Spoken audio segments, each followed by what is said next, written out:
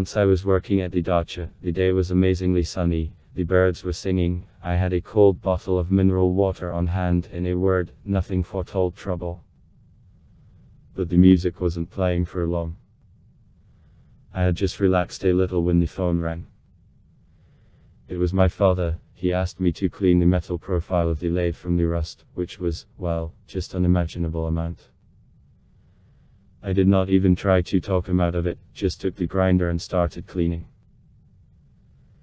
And why I, a perfectionist to the bones, did not think to check the disc, but, alas, the past cannot return. The next thing I remember, the grinder flew up in my hands, hit the metal, and the disc flew sharply right into my hand. When I then opened my eyes and realized what had happened, horror gripped me. There was a huge gaping wound on my hand across my wrist, through which the pale pink ligaments were showing, some of which were torn. I was losing blood fast, and by the time I reached my neighbors, I had lost enough of it to make my eyes blurry. I was sitting on a children's swing, the neighbors beside me were fussing and calling an ambulance, and I couldn't say anything, I didn't have the strength. Blue dots were flying in my eyes, everything was blurry, my lips seemed to be as cold as ice, and it wasn't my arm that hurt at all, it was my eyes and lips. Suddenly, I was literally deaf for a moment, tilted sideways somewhere, and I could not resist it. When I opened my eyes, I was literally stunned. I was standing in a forest. The forest seemed ghostly white, shrouded in mist, while the bright emerald grass shone beneath my feet. I stood there, afraid to move, while it grew colder and colder. Suddenly my contemplative walk was interrupted by a voice behind me. Hey! I turned sharply, anticipating the worst, but suddenly, when I looked at my companion, I suddenly calmed down for some reason. In front of me stood my mirror reflection, my exact copy, only 5 years younger, in a strict suit, in which I once loved to go on holidays. Let me see. Reflection took my hand, looked at the wound, and then said, "It's okay, they'll stitch it up, in a month you'll be as good as new, you just hang in there." "I am holding on," I answered with trembling lips.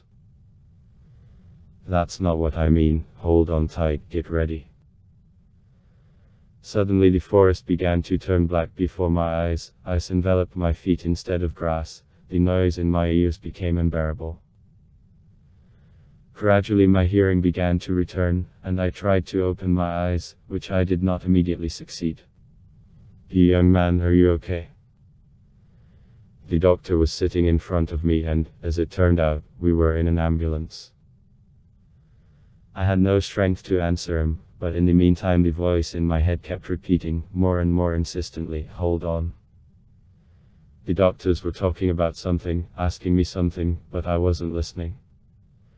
Something was literally pushing me. For some reason I wanted to sit down in the corner and fasten my seatbelt. And from the last of my strength I did it, despite the unflattering comments of the doctors in my address. And literally in the next moment my mind went, "Now hold on." Suddenly the doctor's conversation was cut short, a bright light blinded my eyes, and I lost consciousness. The next thing I remember was the corridor, or rather, its ceiling, then the operating room and the doctor, who with a slight movement of his hand, under local anesthesia, put stitches on me. And then I fell asleep again, and the next morning I found out that we, hit us, Watts, and that I got off with only a mild concussion, and I learned this from the same doctor, who was with me in the ambulance. He was in the same room with me with a broken arm in 2 places and broken ribs. Suddenly I was overcome by an icy wave of panic, and in fragments I remember going outside and smoking a cigarette with trembling hands.